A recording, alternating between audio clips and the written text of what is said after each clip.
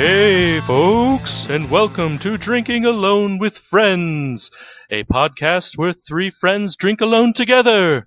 I'm your ghostly host, Chris. I'm Todd. And I'm Obert, and I definitely thought that was Grimace we were talking to from the Ronald McDonald commercial.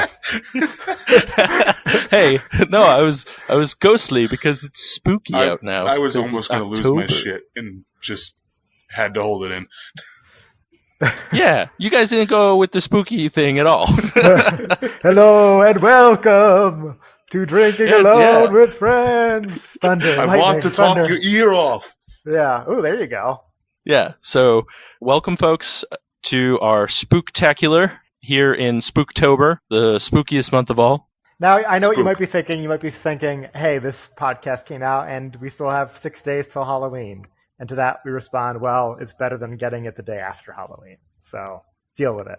Right.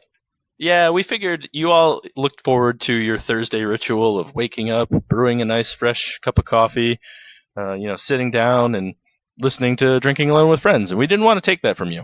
Right. So if you're getting to this part, just pause it and wait till Halloween and re-listen to it again. And then it'll be on Halloween. No, don't pause it yet, because we have some. At least I have a good Halloween-themed drink that you might want to make before the actual day of the event. So I didn't mean pause it. I meant listen to it. Come listen back and to listen it to it again. And then at your Halloween party, play it for all your friends. Yes. Right. Right. But everybody has to download it on their separate device and play it at the same time. Yeah. Correct. We don't care about how many people listen to the episode. We care about how many numbers we see go up of people who listen. Right. Make sure all those people give us 5-star ratings too. Yeah. Right. Yeah.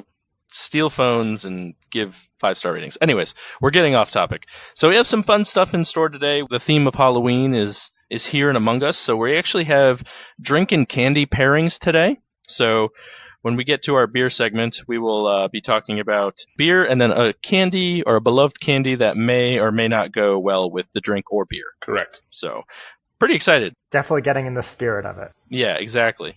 But I do want to share like a really scary story with you guys first and foremost. And that is that my wife made... Well, yeah, I know. In your boots. Everybody grab a blankie, because the scary thing is my wife made chili today. Okay, that certainly doesn't sound scary yet. I'm scared for what your family is going to do after you eat the chili, because they're not going to be able to be in the same room as you. See, Todd's on a little bit of the right path. So here's what happens when we make a big pot of chili. So we make this big pot, crock pot worth of chili. It's like one of the big mamma jammas, and we have like a bowl for dinner, and then we pack the rest of it up for lunches. The only issue is my wife doesn't eat any of it. So she makes a giant pot of chili just for you. Exactly. Okay. And let me tell you, and those of you who have had 2 gallons of chili in the matter of a week.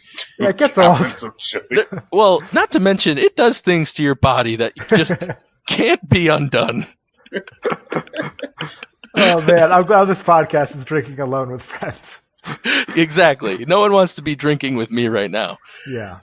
Well, at least for the next week, you will think that your house has ghosts. Oh my God, it's gonna be terrible every time. And you know what she told me today? She's like, "Oh no, this time I'm going to eat the chili." And I'm like, "I know you. You're not gonna eat the chili. I'm gonna end up eating chili for a week and a half, and then I'm just gonna end up dying." It just does things. You just can't function as an adult if you eat that much chili.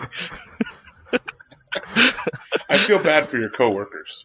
I feel bad for my colon. It's not working alone with friends. You have to go to work with other people. Yeah.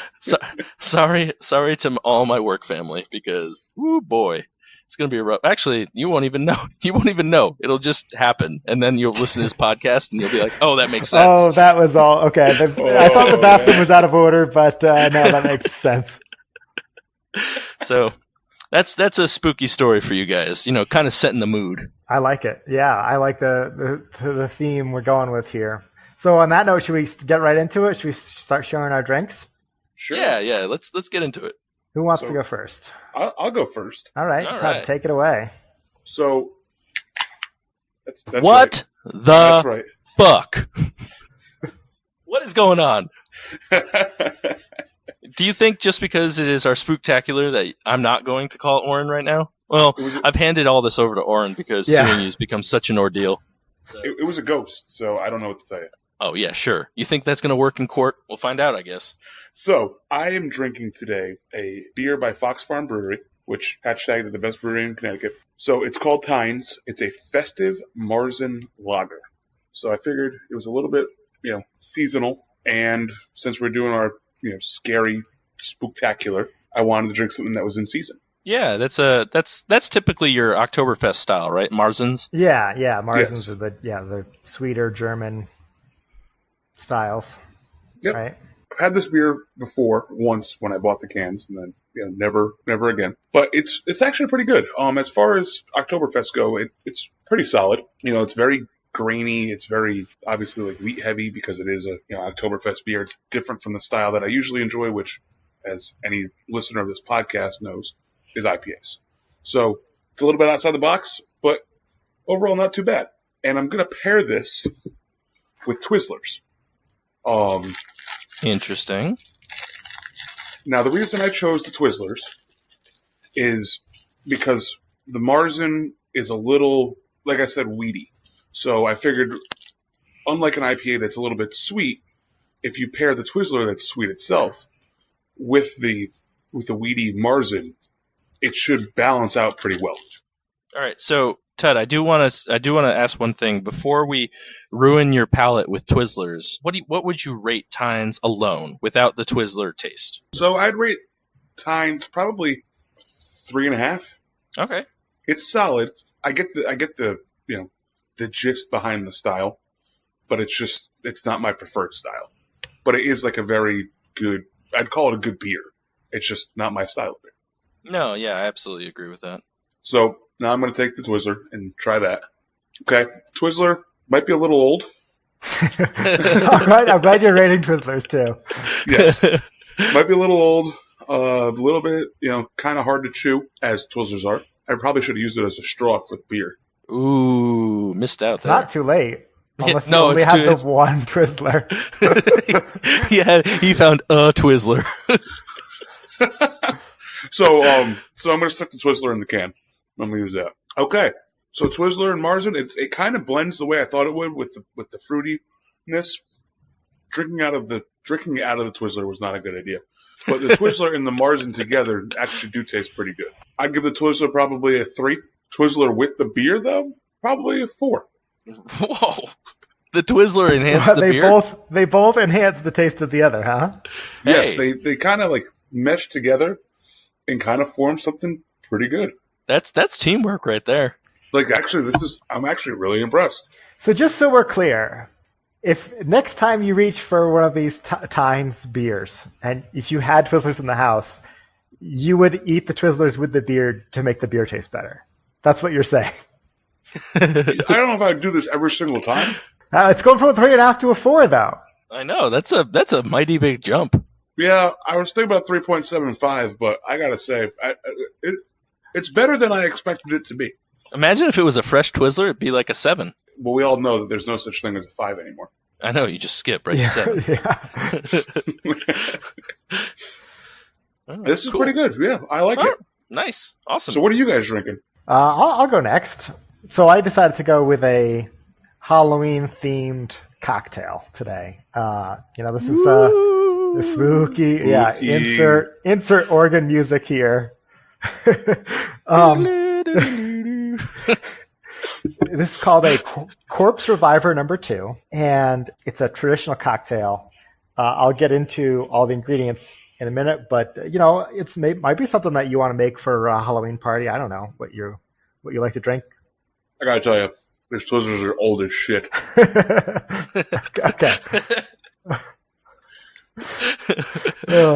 So I followed the recipe on imbibe.com, but there's a lot of history behind the Corpse Reviver No. 2, and this comes from the website talesofthecocktail.com.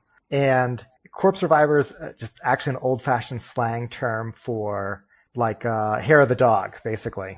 So wait a second. Is this a Halloween-themed cocktail website? No.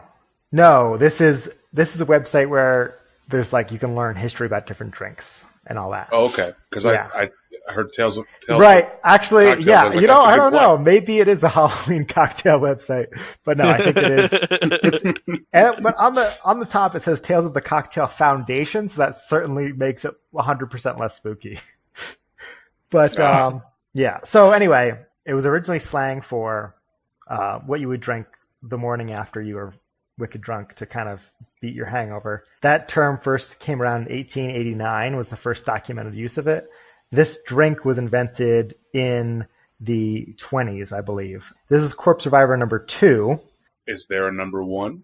There is a number 1, but it's kind of like the Mambo number 5, where like the first 4 nobody really knows about. There is a Corpse Survivor number 1, but everybody agrees it's not that good. And the number 2 is what made it into the history books. It took 2 chances, 2 tries to make it this way noteworthy.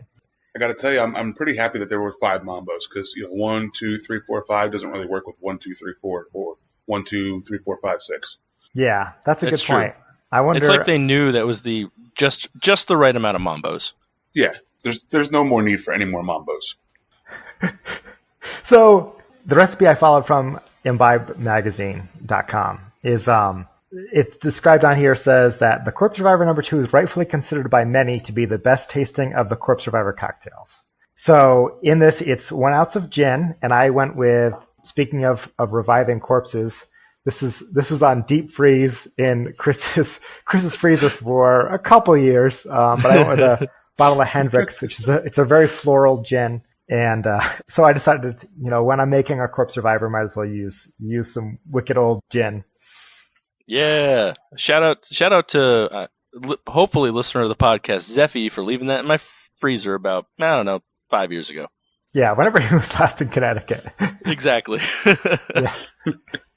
So anyway, it's 1 ounce of gin, 1 ounce of Cointreau, which is an orange liqueur, 1 ounce of Lillet Blanc, which is a fortified French wine, fortified Chardonnay liqueur, 1 ounce of lemon juice, and then this calls for a dash of absinthe.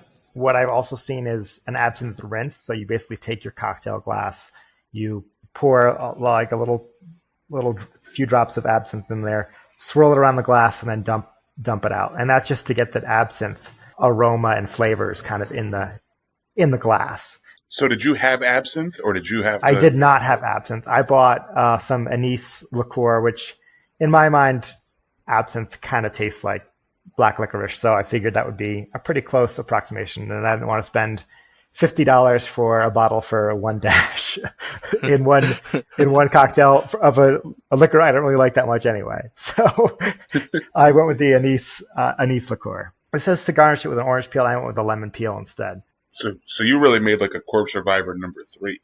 You could say that. You'd be wrong, but you could say that. But tasting it, it's good. And like I said, I'm not a huge fan of that anise licorice flavor, but with the lemon juice and the Cointreau, it really balances really well. I can see why this has been a staple cocktail since the 30s. I'm going to go ahead and give this a solid 3 1/4. It's not my favorite drink, but you know what? If I kept drinking these, I bet I could come around. So is it strictly like the licorice flavor that's turning you off to it, or? Yeah. Okay. Yeah. That's fair. But other than that, it's really good. That's fair. Other than the flavor of the cocktail, it's really good. Well, it's just like I said, it's a dash. You just use it to coat the glass. So it does blend smoothly with the other flavors. And like I said, 3 1/4 is not bad. It's still a good drink. I still enjoy it. But it's not my go-to palate direction, put it that way. So for pairing, I also went with Twizzlers, but I went with the black licorice variety. Again, not my favorite flavor. This is more of a, oh God, it's the smell. I got hit in the face with a wave of Twizzler of black licorice smell. Ugh, this is disgusting. But in the name of pairing, I figured why not go with black licorice with the cocktail. So licorice alone. Take the flavor you didn't like out of the drink, put it into a candy form, and then add them both together. Oh, it's so bad.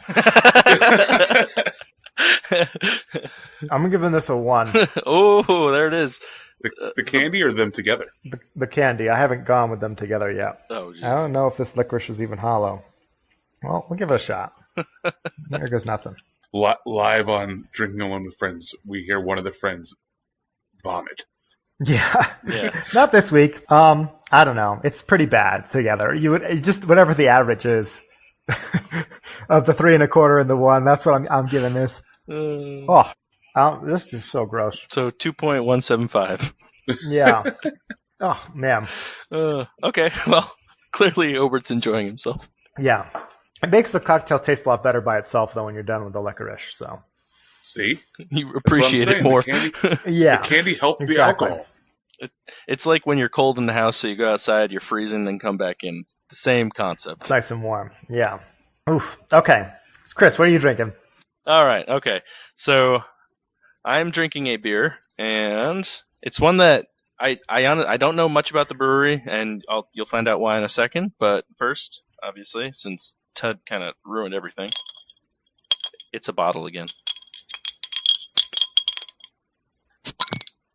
I'm telling you, it was Casper. Oh yeah, right. Listen. Casper is a friend of the podcast. A very friendly ghost. So I was walking through one of the liquor stores down here, and I was perusing their massive beer selection, which is very nice. It might become one of my go-tos near home.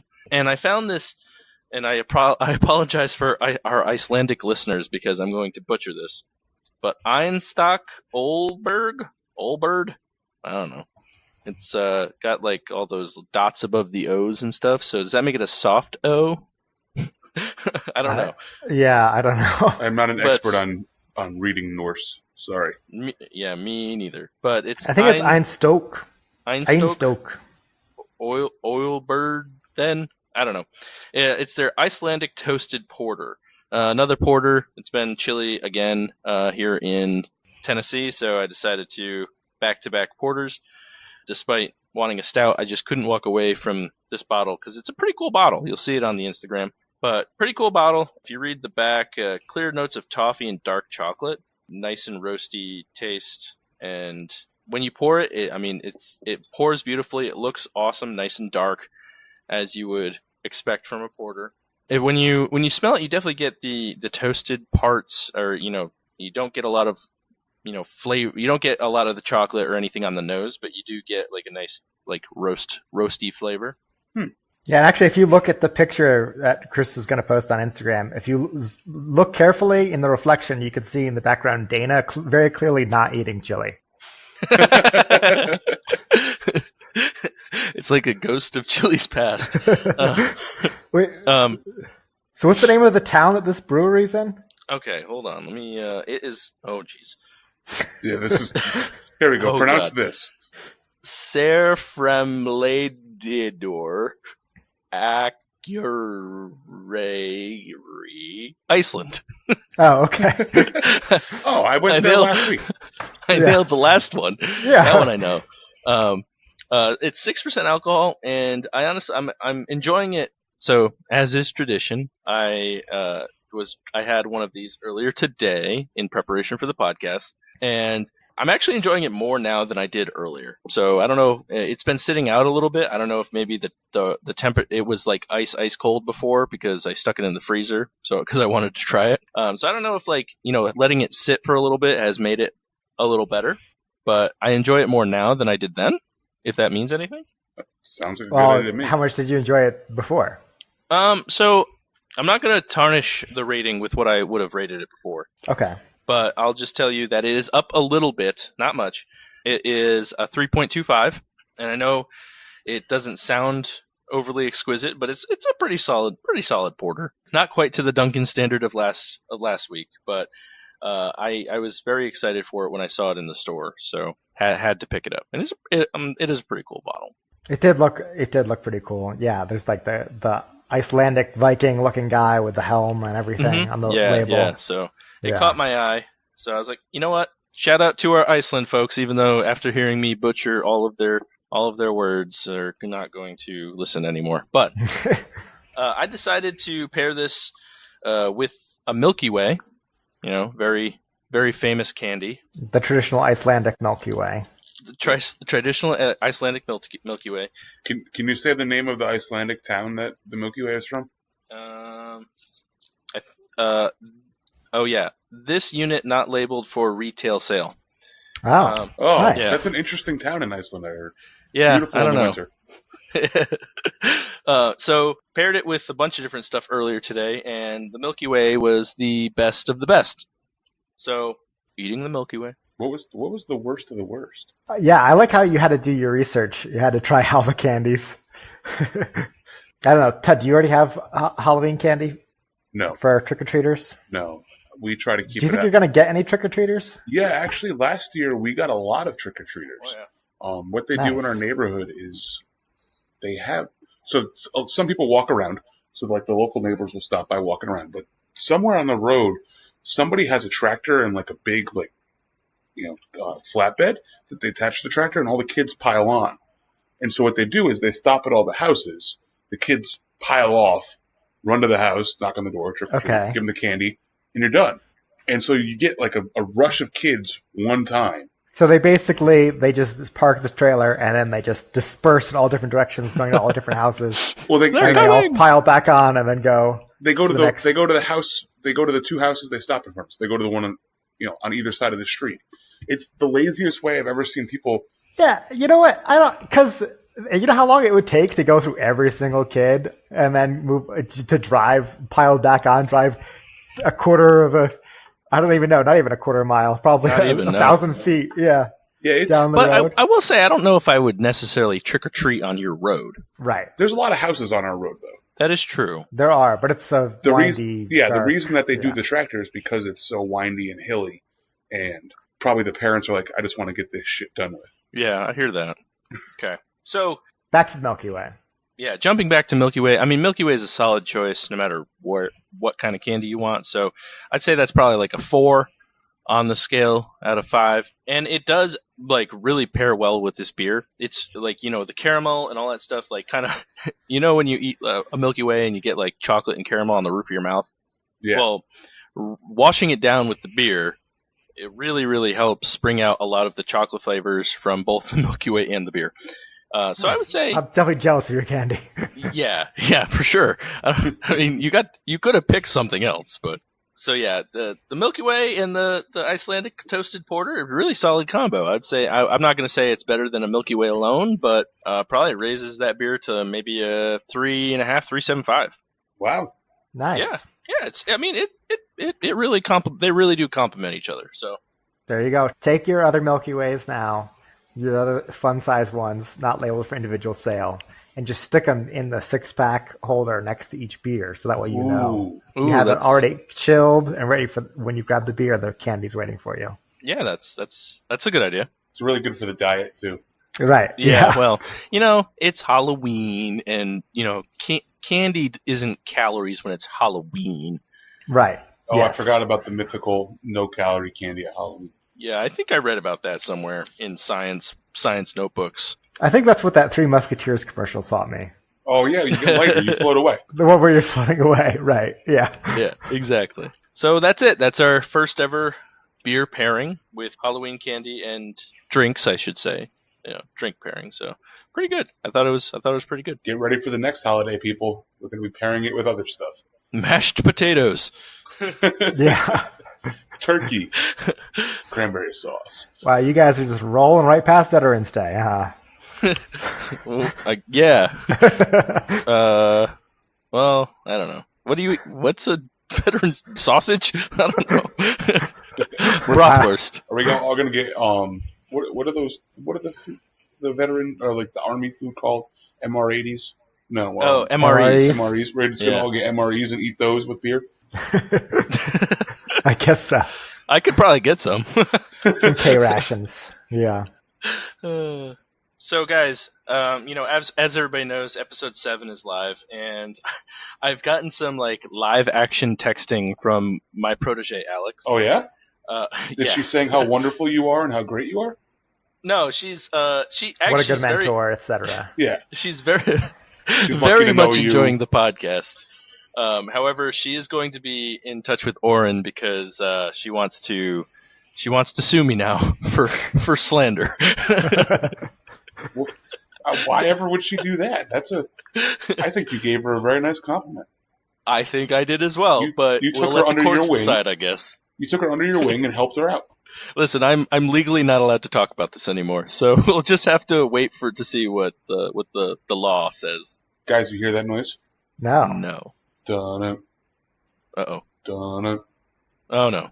Dun-it, dun-it, dun-it, dun-it, dun-it, dun-it. No. Ah! Spooky.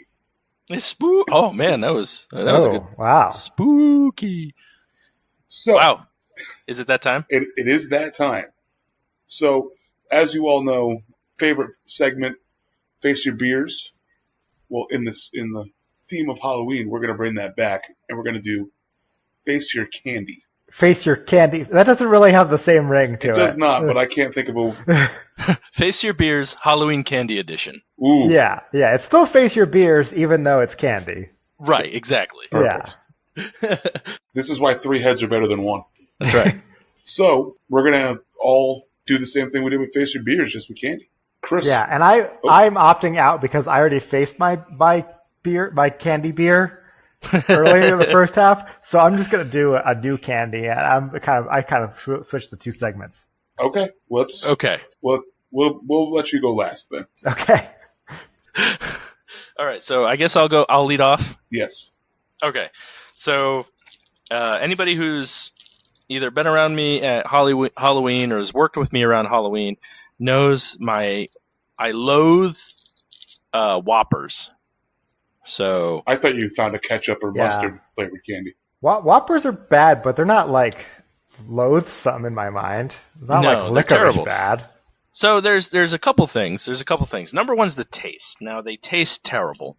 And I even today, because I bought this bag, and I was like, even today I was like, you know what? Maybe I've been giving Whoppers a bad rap. So I had one today, and no, they're still terrible. So that's what I thought with Twizzlers. I'm like, maybe today's the day. Maybe, and then as soon as I smelled it, I'm like, nope. Nope, that's not it. So first is the taste and the texture. There's like too much malt, not enough chocolate. The malt doesn't taste good anyway. I don't know. It's just really weird. It's like really grainy when you eat it. By too much malt, you mean there's any malt? There is. It's the original malted milk ball. But it should be, if it was malt-free, it might be better. Malt-free is if the they way just to got be. rid of all of the malt. I would just say less malt or more chocolate. One of the two. Or both. Yeah. Just You're all chocolate. It's too much malt, and the malt is terrible. But is it any malt too much malt then? No, because I don't know. This is bad. All right, so I opened up my pack. I don't know if I can finish all 3, but I know I can finish all 3. Three measly Whoppers? I ate a whole half a Twizzler. I ate a whole half a licorice piece over here. So I would like to make a proposal for you. Eat one, then let one like melt in your mouth, and then do something else with the other one. Try to eat them 3 different ways. Savor the terribleness. Oh man. So I just ate the first one. I'll do your ridiculousness over the rest of the podcast because I'll give it I'll provide updates. So yeah, terrible. I hate them. They're the worst. Now there are 2 sides of the story.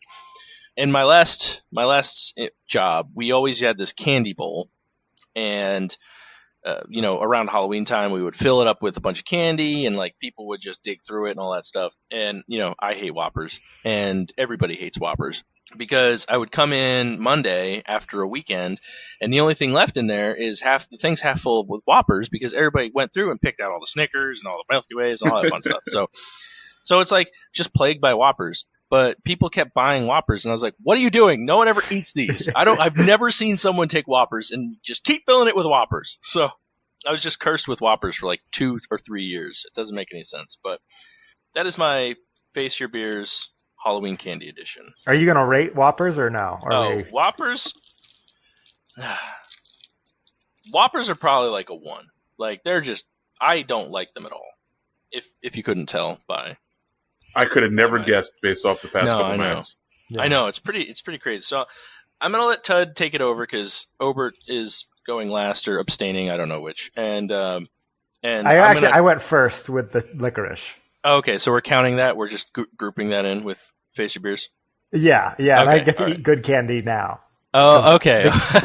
Yeah. Well, Okay, hopefully, all right. maybe you have a bad candy. We That's don't true. know. It's a mystery Oh, okay. candy. We'll find out. All right, so the next one's going in. I'm going to do it the way Tud said. So Tud, what beer are you facing? So I was looking for something that was actually going to be like difficult. Like I don't actually have a candy I really don't like. I mean, if anybody's seen me, you all know that I'm not opposed to eating candy. So I was digging through my pantry, and I happened upon a chocolate Santa. It's either from last Christmas or the Christmas before. Hopefully, for your sake, 2017 Christmas. Right. So I decided to bring this to the podcast, and there will be a picture up on the Instagram. Oh my God, so much worse. So much worse. So much worse. Oh God. Yeah. Because once you get through the chocolate, it just dissolves and becomes this malty mess in your mouth. No, that was the worst. Okay, sorry. No, so it's interesting. I'm going to take another picture for the world of what the candy looks like outside of the wrapper, and now I'm going to try it. The last one's going in the beer. There we go. In the beer. I don't know. I'm trying everything. Ugh. So it's a solid piece of chocolate. It's a little old. I think you got out of this too easily. I would much rather eat a 10-year-old piece of fucking Santa candy than licorice. I got to tell you, it's not that good. But the Twizzler might have actually been worse. What do you just hoard old candy? Like, what is going on? So here's the thing. We don't eat candy. But you keep it. You have it. Just in case the apocalypse. You know, every once in a while, you know, you really want a piece of candy. But yeah, I guess what would happen if you get trick-or-treaters in July, right? Like they're right, there. We have to be ready for that. They're gonna trick your house. You know, you either give them candy or face the consequences. That's why I kept the Santa candy.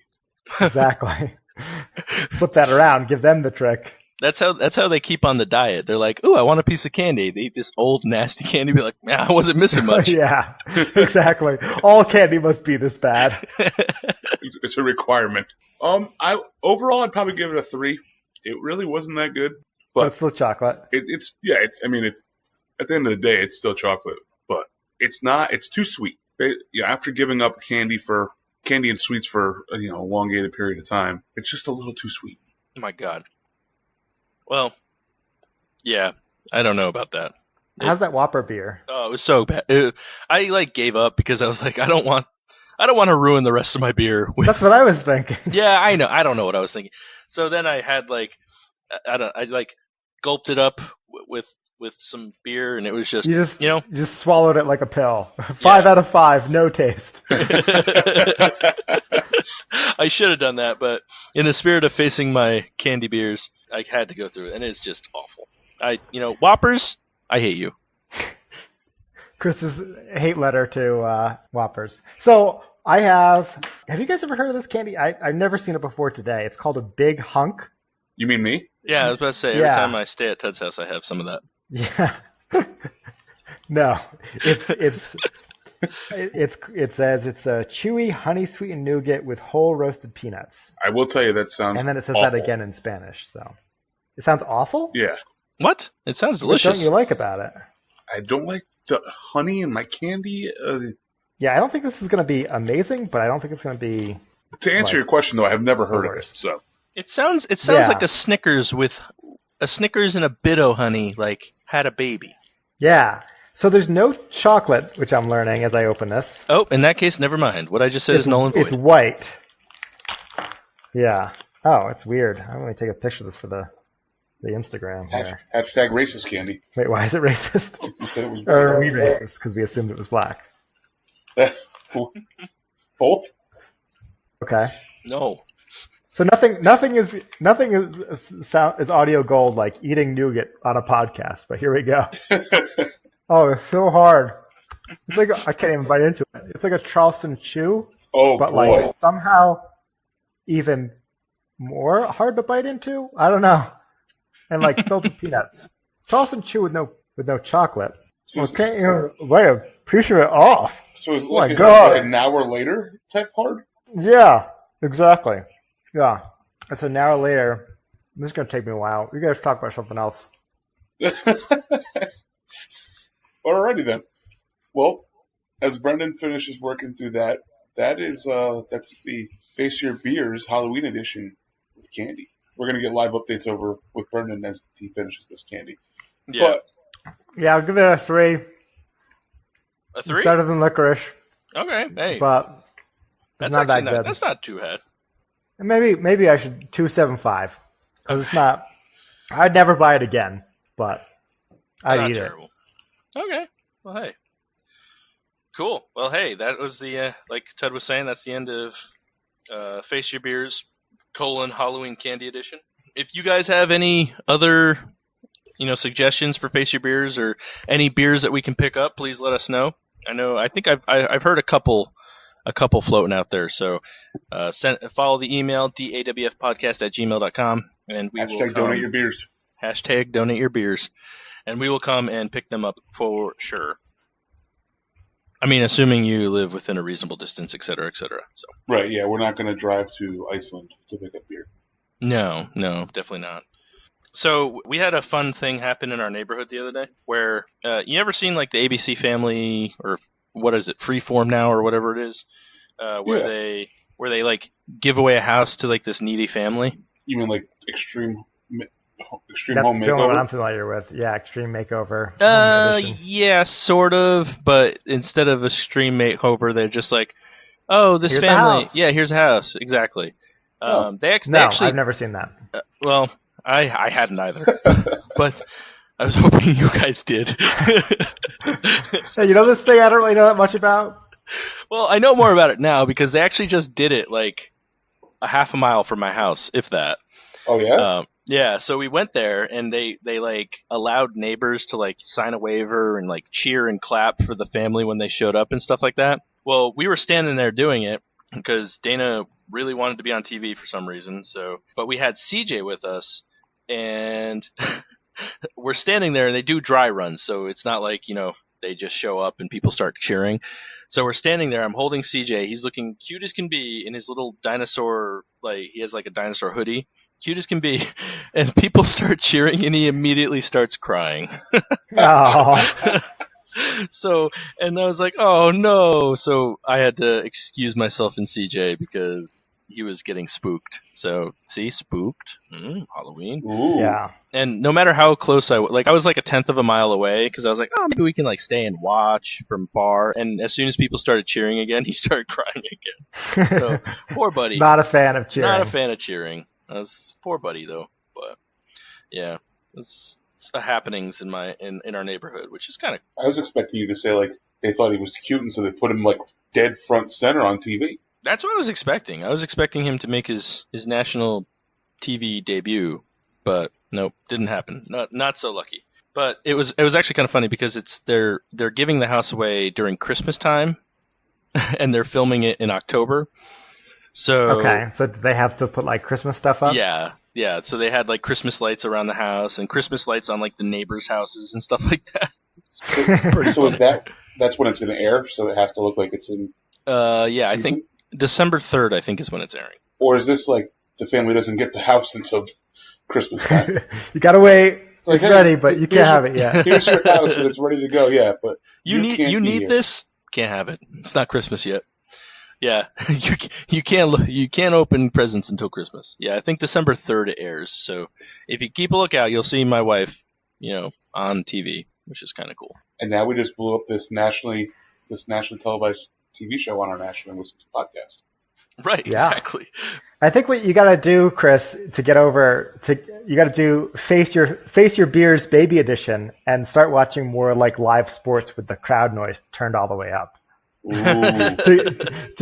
While doing CJ's favorite things to get him over the fear of crowds. Yeah, we try. It's like babies are weird because you have to like. There's our recurring segment. There it is. Babies are weird. It's back. So you have to like spend a bunch of time with them. Okay, that sounds bad, but like you have to recreate things in a very small environment so they get used to it. So like we'll clap at CJ a lot and like, yay CJ, blah blah blah, and like clapping just so he gets over this like fear of being spooked Clapped at? when people cheer. So babies are weird. You have to do a bunch of weird stuff like that because they can't think for themselves. It's not their fault. They just can't. This is surprisingly not the first time or the first baby I've heard that gets spooked by people cheering. I'm sure it's a reoccurring thing.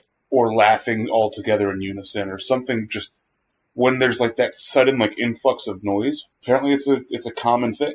Yeah, I know. Babies get spooked over a lot of stuff, but it was just kind of funny, kind of weird. But poor buddy, he's gonna be traumatized because of the cheering at ABC Family. So I'm sure he'll be fine. yeah, hopefully, we'll see. So here's something I was wondering, since we're getting close to Halloween. Did you guys ever have a favorite costume that you dressed up as a kid or what have you? So, not as a kid, but I found my favorite costume when I was in college, and anybody who knows me knows exactly what this costume is. It was the Bodacious Biker Babe costume. Oh, I forgot about that. Which I sadly had to throw away this year because Caitlin told me it was time. Oh, that's too What? bad. Yeah. She wants to be the Bodacious Biker Babe this year, and you're going to be the biker. Oh, there we go. She went and got it out of the trash. Right. So this thing, for anybody who doesn't know, was basically a full body suit that added on all of the accoutrements that make somebody become a bodacious biker babe. So I wore this, also wore fishnet stockings and a hat. What kind of hat? Like a biker hat, like a leather hat. And leather cap, yeah. Yeah. And wore that with my beard, so I looked like a very, very sexy lady.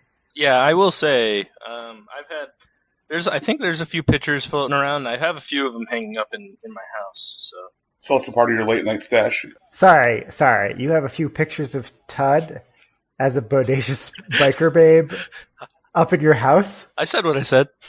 Okay. It's that sexy, Obert. Yeah, I don't have that many favorite Halloween costumes. One year I dressed up as Johnny Appleseed. That was probably like 4th grade. But then shortly after that, I got a Scream mask, and I wore that for like the next 6 years in a row. So Nice. That's awesome. You could tell I was really into Halloween. Yeah, big Halloween person. Yeah. How about you, Chris? Yeah, I wasn't overly into Halloween too. I mean, I've dressed up as Jeff Gordon about, 3 or 4 years in a row when I was a kid. And then I was, Miley Cyrus one year. That was the year that was the first year of the Oh yeah, that was the Biker same Babe. one. That was the same one. So yeah, I was We were Miley two Cyrus very one year. attractive Oh, women. that must be the one in the picture that you have hanging up. Yeah. That's the 8x10 you have, right? Exactly, yes. Well, he looked like such a spitting image of Miley Cyrus, and I was just so sexy that it looked like, Miley Cyrus and a sexy lady were hanging out together.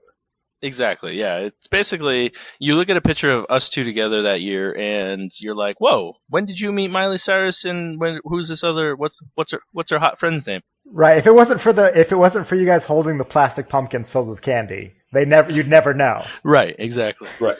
But one story that I kind of want to touch is like, it was a long time ago. I can't remember what grade it was, but I was a Power Ranger.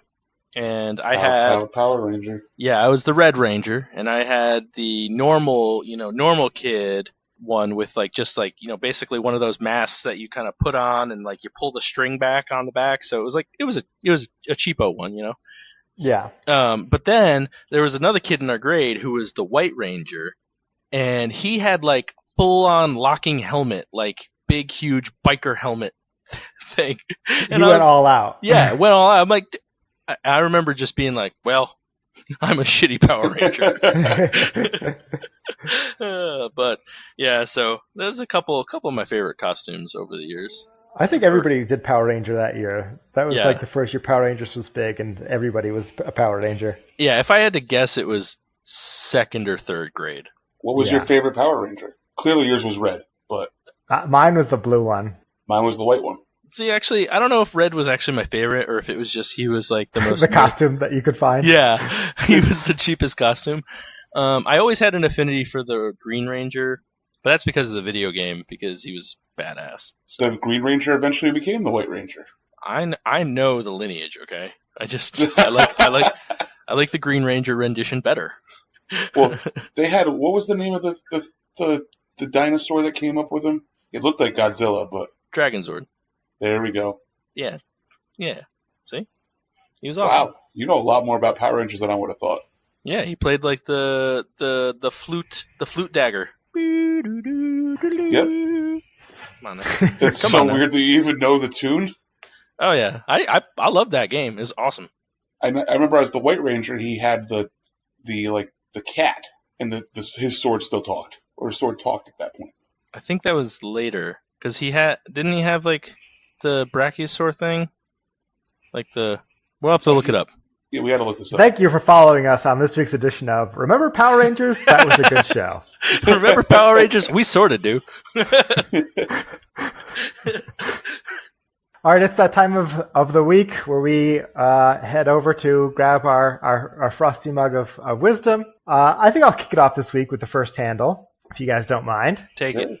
So I just got a book, just came out, from my favorite webcomic author, Ryan North. He writes dinosaur comics. Is it the history of Power Rangers? It is not the history of Power Rangers, but you are kind of on the right track.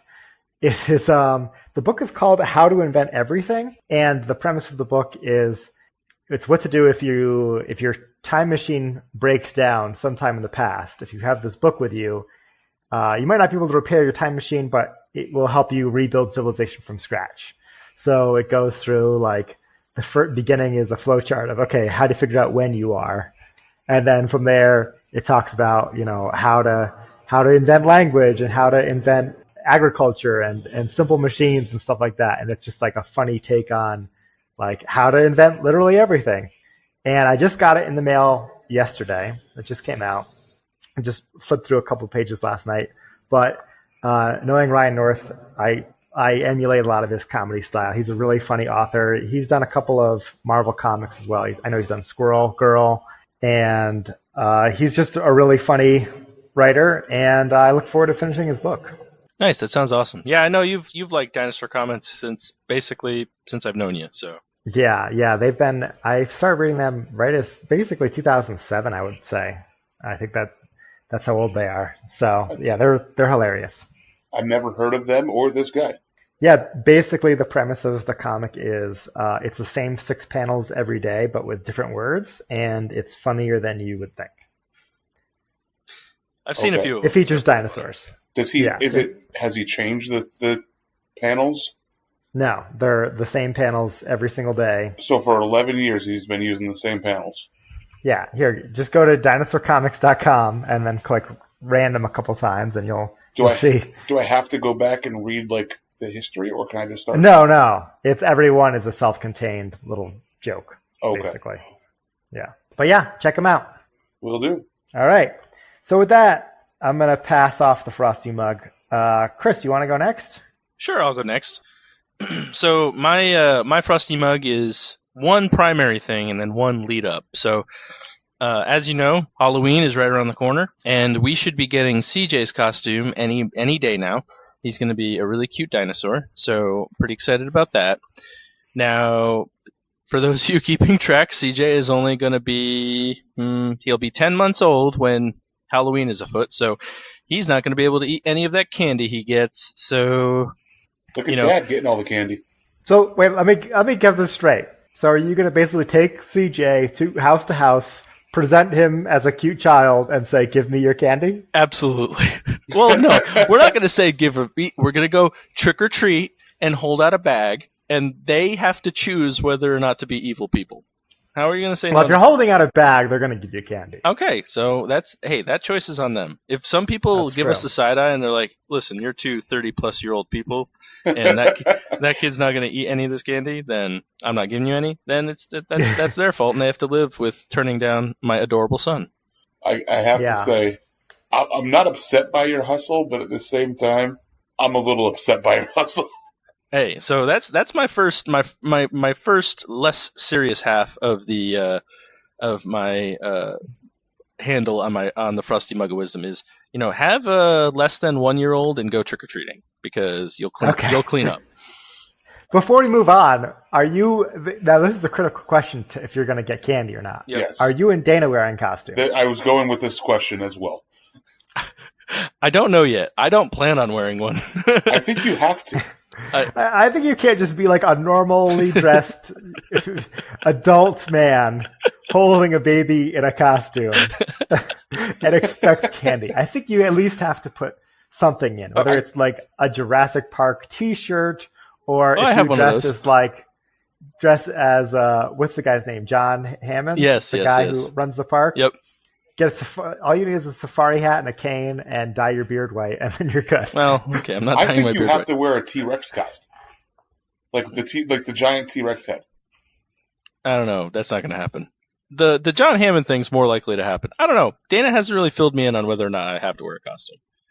But is she wearing one? I don't know. I assume not. I assumed we weren't. I assumed we were just trolling for candy. But I don't know what would be better or worse if both of you were in no costumes or if just one of you was. You're gonna come in one day and she's gonna have like the Barney costumes for you guys, and you're gonna have to dress up as a big purple dinosaur. That would be pretty bad. But so that's that. But anyways, the first part is have a less than 1 year old and go trick or treating. It's pretty top notch. The second is actually a more not overly serious, but say you have a 1 year old and you get a ton of excess candy. There's actually this organization called Treats for Troops, and what they'll do is they'll take any kind of sweets that you don't want, and it doesn't have to be necessarily candy. You could donate cookies or whatever, and you don't want it, so they'll actually. The kids can actually earn money if you're a kid. If you're an adult, you don't get money, but you do get a deductible tax receipt. But beyond all that, all this stuff gets packaged up and sent overseas to the troops, and they can, actually have a little bit of fun or a little bit of Halloween wherever they may be. So it's actually a pretty cool, pretty neat thing. I heard about it down here because I live not that far from an army base, so. You see a lot of it down here, so I would wholly expect that a lot of CJ's candy is going to end up going to this organization. So I suggest you check it out. That's pretty cool. That's pretty cool. Yeah, no, that definitely sounds like a good wholesome organization. And I also love the idea of you converting your child's candy into a tax write-off. Yeah. He's either getting the candy or getting the benefit from the candy. Hey, I mean. To be fair, I paid for CJ, or I'm paying for CJ. I'm making CJ payments. Okay. This is what you say to him as you're cashing your refund check. Exactly. But anyways, this is payback. Todd, you wanna take us home this week? Yeah. So my handle is going to be the USS Nautilus Museum down in Groton, Connecticut. I went there for the first time today. And while we only showed up with about 5 minutes before the museum shut, we ran through the Nautilus, which was pretty cool, and then ran through the museum real quick. We had a couple people in from out of town, one from Texas and one from Canada, and originally from France. So he had never seen anything like this. So we did that real quick today. But it was really cool, and I will go back. It's free. It's open to the public. It's open, I think, 5 days a week, 6 days a week, and it's just really cool. It's the original nuclear sub. It's still in the water on the Thames, and it's just really cool. Apparently, there's an audio guided tour that you can listen to while you do it. Obviously, given the short amount of time we had, we didn't get to do that, so I would love to go back and do that. Yeah, just to quickly expand on that, you said it's the original nuclear sub.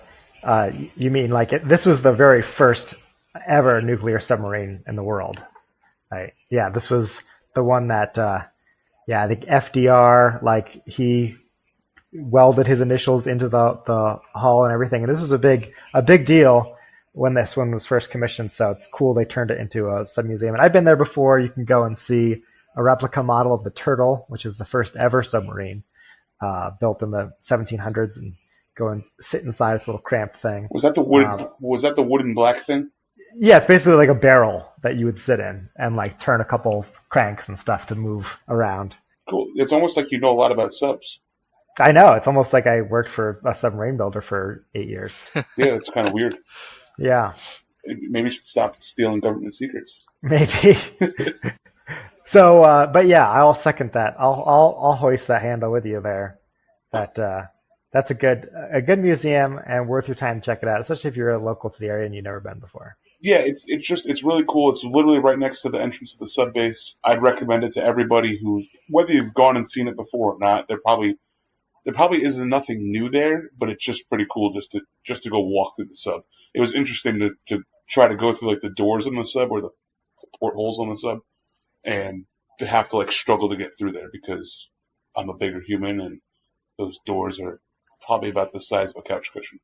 Yeah, it really makes you appreciate what it would be like when you're underwater for months on end in one of these things, and you think about all those movies where there's like gunfights on a submarine and they're running around, and you're like, oh yeah, it's nothing like that at all. It's super cramped and you can hardly move.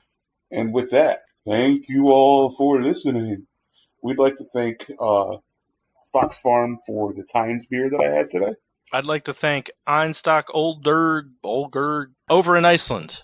And I want to thank Zeffy for leaving that bottle of Hendrix in Chris's freezer 5 years ago. And then make sure to follow us on Instagram, Facebook, Twitter, and Untappd at DAWF Podcast. Also make sure you follow the email, dawfpodcast@gmail.com. Please send your comments, questions, general thoughts to that email. We love reading all your emails, and we will have another mail segment in a week or two. Please give us a 5-star rating on iTunes, Google Play, Spotify, or wherever you listen to your podcasts. It helps others find us, and please leave a comment. That way people know that it's not just the 5-star rating we have, but also exactly what you like about the show. We'd like to also say, Happy Halloween! Ooh. And remember... Nope, don't do it yet. And remember, I'm tough. No, so just want to jump in here real quick and say that we have semi-swag now. We have stickers. They are not for sale. However, if you want one and you're willing to give us your address, if you follow the email, like Todd mentioned earlier, we can get one out to you so you can show it off to all your friends. So if you want one of those stickers and you feel comfortable sending your address to us, you will get a sticker. I promise. And minor other physical spam, but that's it. Right. Yeah. Yeah. We'll only sell your address to a couple telemarketers. Yeah, I guess marketers, mail marketers. the podcast needs to earn money somehow, people. I know we need some kind of revenue, but yeah, just want to throw that out there. They look pretty cool. I put one on my beer fridge, so they'll be in the mail. Yeah, and check. You can see them on Instagram as well. Yep, they'll be up there. So with that, I'm Tud. My name's Chris. And I'm Obert. And remember, if you're drinking alone, do it with friends. Do it with friends. Happy Halloween, everybody.